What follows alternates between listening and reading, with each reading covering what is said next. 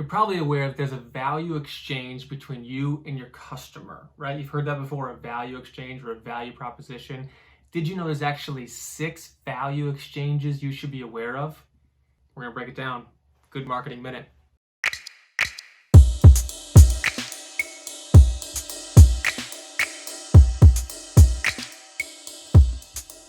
Marketing strategy.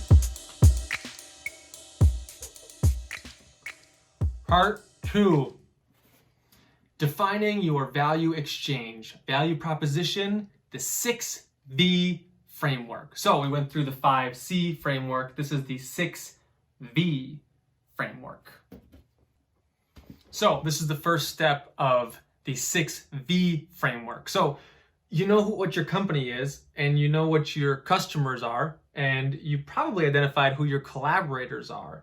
You know that there's a value exchange between your company and your customers.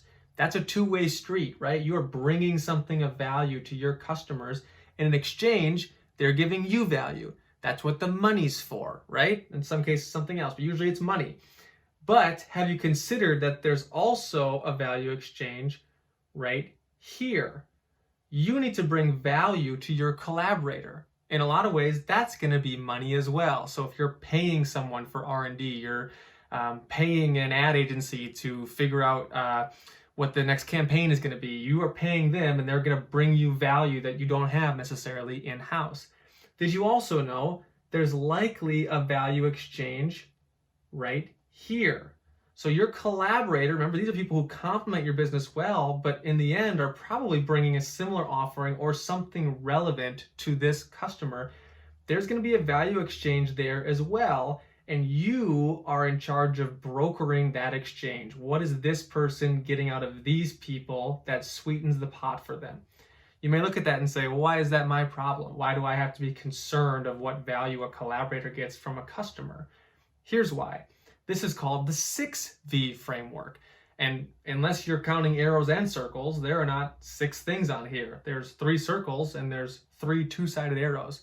That's because all we have right now is our picture of it. So now let's bring your competitor into it. So now your competition is operating down here. Well, guess what? They have a value exchange with this customer.